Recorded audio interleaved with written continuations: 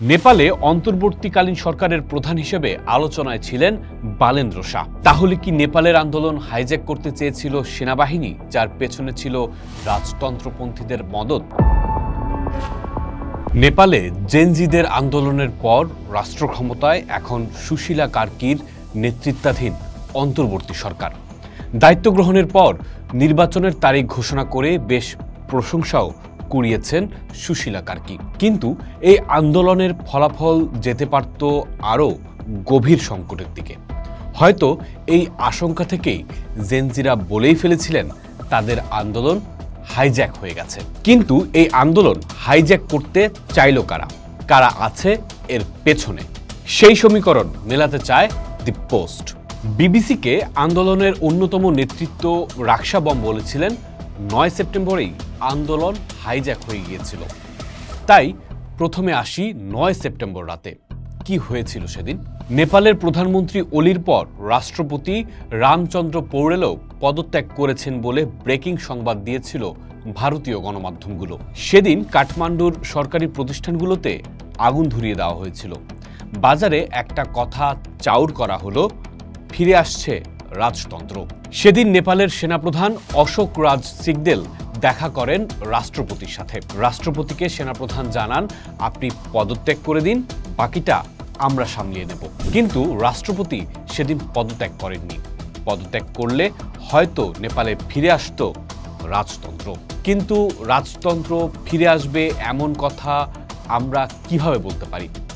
আবারও ফিরে যাই রাক্সা বমের কথায়। সেনাপ্রধান জেনজিদের সাথে যে বৈঠক করেছিলেন সেখানে ছিলেন তিনি। বিবিসিকে রাক্সা বম বলেছেন তারা সেনাপ্রধানের সাথে আলোচনা করতে চান না, কেননা তারা বেসামরিক সরকার গঠন করতে চান। কিন্তু সেনাপ্রধান জানান তাকেই দাবিগুলো জানাতে, তিনি কথা বলবেন রাষ্ট্রপতির সাথে।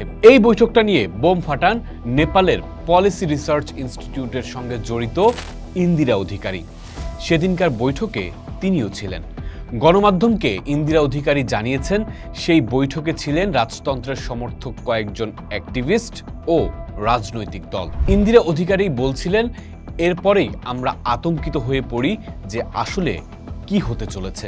প্রশ্ন উঠেছে, জেনজিদের সাথে সেনাপ্রধানের বৈঠকে রাজতন্ত্রের পক্ষের শক্তিগুলো কেন ছিল? কেন সেনাপ্রধান রাষ্ট্রপতিকেও পদত্যাগ করতে বললেন?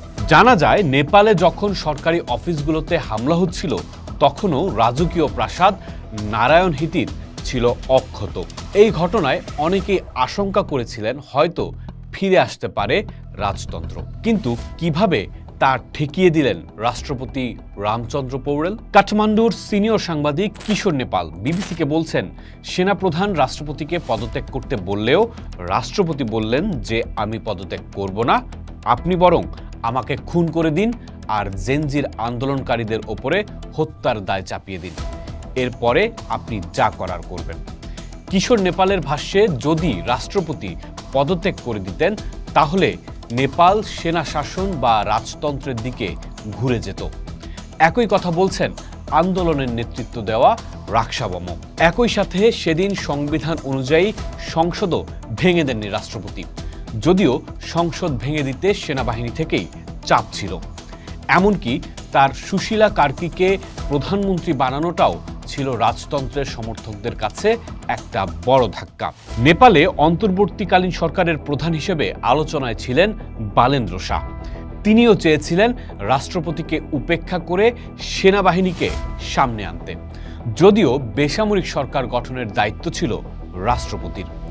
সেখানে তাকে উপেক্ষা করতে চাওয়ার রাজনীতিটা কি, যেখানে সেনাপ্রধান নিজেই জেনজিদের সাথে বৈঠকে রাজতন্ত্রের সমর্থকদের নিজের পাশে রেখেছিলেন?